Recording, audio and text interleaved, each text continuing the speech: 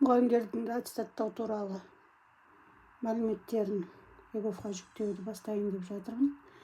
ЕГОВ порталымда бармын. Кіру батырмасын бастап менде мындай штрих-код шықты. Менде ЕГОВ мобайл бар.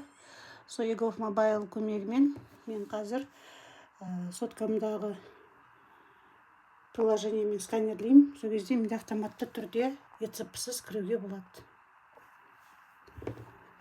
Білімді баса отырып кірдім. Осы жерде орта білімге кіремін. Сол кезде асыл жағына түсетін болсақ, педагогтарды аттестаттаудан өткізу үшін құжаттар қабылдау шығады. Онлайн сұрауды басамыз.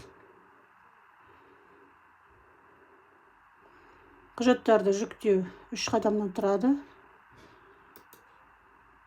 Растап жатсыз ба, жоқ, жаңа санатқа беріп жатсыз ба? Мен мысалы зерттеушіге беріп жатырмын. Өзімнің жеке парақшам. Қолданыстағы біліктілік санатым қазіргі таңда сарапшының белгілеймін. Ол менде осы жылдың шілде айының 23-не дейін жарамды.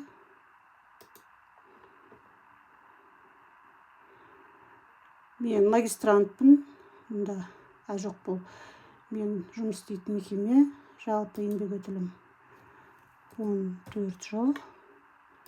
Оның ішіндегі педагог өтілде, мамандық өтілімде 14 жыл. Ары қарай мұнда мен оқыған магистратура диплом ғана шығып тұр екен. Егер де қосымша дипломдарыңыз болса, қосу батырмасын басып жазуларыңызға болады. Мен өз мәліметімді жазып шығамын. Ары қарай түсіндіретін боламын.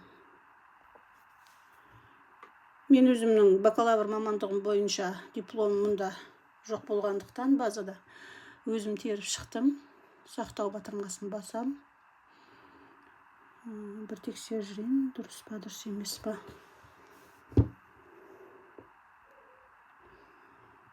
Дұрыс сияқты. Бітірген жылы математика мамандығы бойынша бакалавр, диплом номері. Байқасаңыздар, менің екінші мамандығым бойынша дипломым шықты, білім туралы мәлімет. Облыстық конкурстық комиссия, оның ішінде Шымкент қаласы.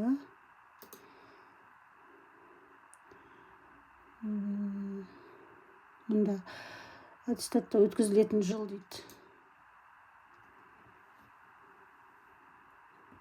24 ба? Қай болды?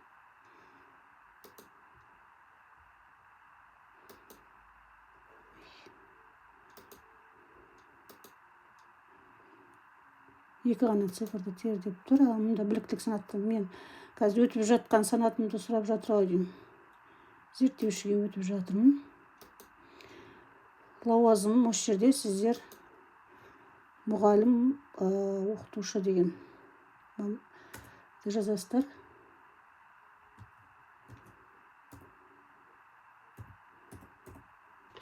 Оқытушы мұғалім деген лауазым тересіздер. Келесі кезекте мұнда марапаттауларды біртіндеп жазып шығасыз. Өзіңіздің жетістігіңіз бойынша марапаттаулар, қандай марапаттаулар бар? Яғни өзіңізге тиесілі ғана. Алғыс хат, мадақтама, орын алған жүлделер, барлығын жазып шығатын боласыздар. Мен жазып шығайын. Сосын сіздерге көрсететін боламын. Марапаттау деген жерге бәрін жазасыздар деген едім ғой. Ол жерге көп символ сыймайды екен. Сондықтан бір-екі ғана марапаттауыңызды жазып, астына сіздің мәліметтеріңіз жайлы парақшаны, ссылканы қоюларыңыз керек екен. Ол Google аккаунттан алынады. Оны қалай жүктеуді тағы көрсететін болам. Одан кейін еңбек кітапшасын сұраған. Еңбек кітапшасы жүктелуде.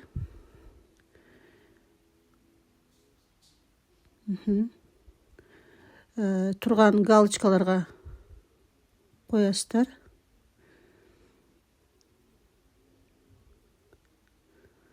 Егер де Google аккаунттағы ссылкаңызды қоймасаңыздар, комиссия сіздің қандай жетістіктеріңіздің бар екенін біле алмай қалады. Сондықтан Google аккаунттың ссылкасын міндетті түрде жетістік жазатын жерге қоюларыңыз керек.